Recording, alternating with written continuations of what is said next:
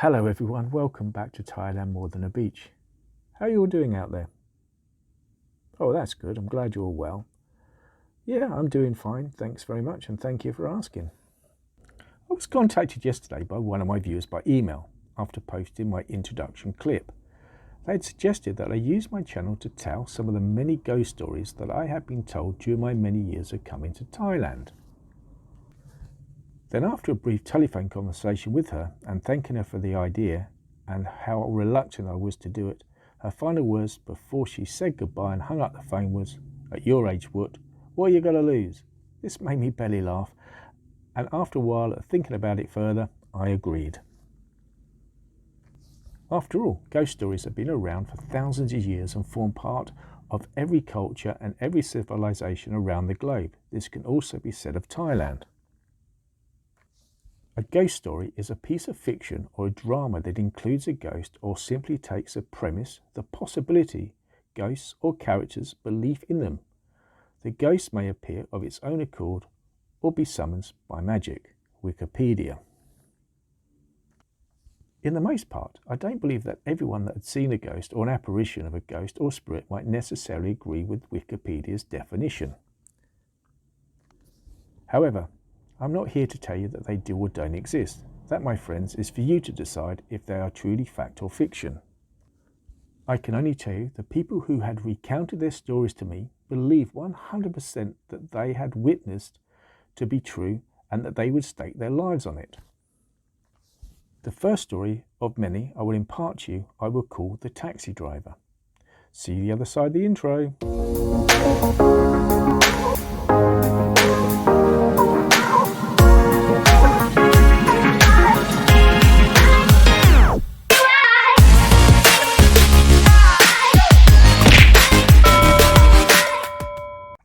Thank you for watching the intro and welcome back. When recounting a story, I think it's always best to start at the very beginning.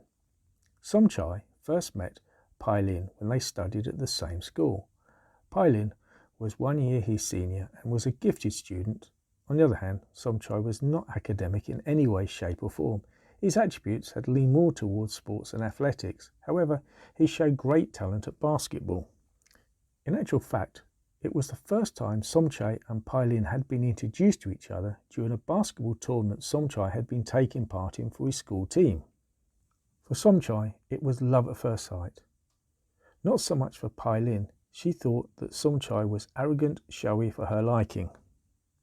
Every time Pailin would turn up to watch Somchai's practice games, he would take off his shirt and start flexing at her. Well, the best he could do for a skinny 13-year-old boy. However, Somchai's persistence in this game ritual of removing his shirt and flexing to Pailin finally paid off when he was 16. She had noticed that he had grown into his body and he became very good looking. Somchai plucked up enough courage and asked her out on a date. He soon realised that they both had a lot of common interests, and over the next few years they became inseparable, sharing every moment they had together. This worried Pailin's parents greatly, as they come from a higher standing in the community, and this relationship between Pailin and Somchai must come to an end. Pailin had just graduated with a bachelor's degree from a prestigious university in Bangkok. This became the opportunity for Pailin's family to do their worst. They had secured a place for her at Brighton University in England. They believed that 2 years' master's degree in another country would be the end of this relationship. Somchai was devastated at the news of her sudden departure. They barely had time to say goodbye. Somchai's parents also thought this would be good for them both, and their relationship was not a perfect fit for either party. And with time and distance between them, they could both move on with their lives, and of course there are plenty more fish in the sea. For Somchai, he would never find anyone else to replace Pailin. She was the love of his life. Somchai told himself that if you love something so strongly, you must let it go. A year and a half later, Somchai received a heartfelt email from Pailin declaring her undying love for him, and she said she had to throw herself into her studies to try to forget the pain that she was in for leaving him behind. She also said that she would fully understand that if he had met someone else, she would try to move on with her life on her return to Thailand. Somchai wasted no time in his response to her. and they both counted the days until they would be reunited. 8 months a day, Pailin finally arrived home, and they both reconnected their love for each other. Their relationship and love grew deeper and deeper over the next few years. She also became very supportive of Somchai, wanting to help his brother with his taxi business after a serious basketball injury left him unable to play the game that he loved. A few years later, nervously, Somchai proposed to Pailin. Somchai and his family put everything that they could afford into a sinsod dowry to offer her parents for the hand in marriage of their daughter. Somchai was overjoyed when Pailin's family agreed to the union. The years passed after the happy marriage. They had grown from strength to strength. They welcomed the first of their 3 healthy children into the world, and both became very happy and content. Until 14 years later, in one night, it all went drastically wrong so very fast. It was the 2nd of June when the police knocked on Somchai's door. He and the children had just started eating the evening meal cooked earlier in the day by Pailin. Pailin had left a note on the fridge door with cooking instructions and a side note to the kids. Do your homework and Mummy will check it when she gets home. Still to this day, Somchai and his family do not understand where Pailin had been. The only reports they had came from the police and the fire department. They believed, with the heat of the summer reaching the late 90s every day consecutively for almost 4 months, making everything extremely dry.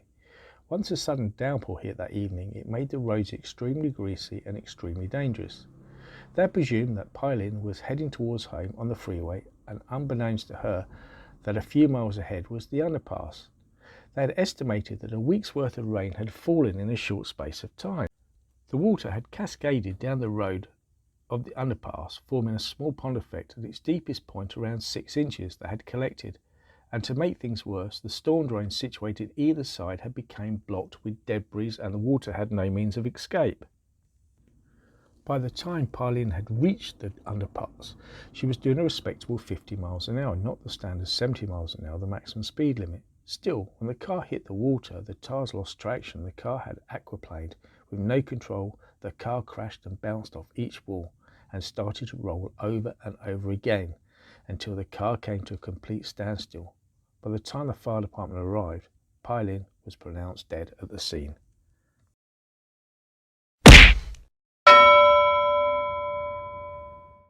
The sudden news of not only losing the love of his life, she was his best friend and soulmate. Somchai was devastated. The last time they had spent any time apart was for the 2 years she was studying in England. Somchai found that to be unbearable. He thought to himself, how could he go on without her? He fell to the ground, holding his head in his hands. He felt his heart break into 2. At that point, his children ran over to him. They all comforted each other. Somchai knew then that he had to be strong for his children, and he had to lead by example. The first couple of years, he found his new role, mother, father, and only breadwinner, extremely challenging. Time soon passed, and the joy he got from watching his children grow warmed his heart. Somchai had always done well for his family. He worked long hours sharing the driving of the taxi with his brother so they could keep it on the road between them 24/7. Some days the fares just weren't there, and by the time he had paid his share of the cab, it left him with very little. At the low points, he just managed to put food on the table for his kids. When they asked him why was he not eating with them, he would often tell them that he had a big lunch with their uncle. Although this was a lie and his belly ached with the hunger, he enjoyed watching his children at the table eating and catching up on their daily activities. He knew in the coming weeks it would be the 5-year anniversary of the passing of his dear wife, and he would have to find the extra funds for her memory day. This would include money for the temple, including the monks, offerings, and food for the guests. He knew that this would leave him financially embarrassed, and he felt uncomfortable asking his brother for yet another handout. He thought to himself, later that day he'll have no other option than to explain the situation to his children and inform them that they'll have to make cutbacks to their after-school activities for the foreseeable future. He knew that this would be a painful conversation, and he would lose face with his children, and they may never forgive him.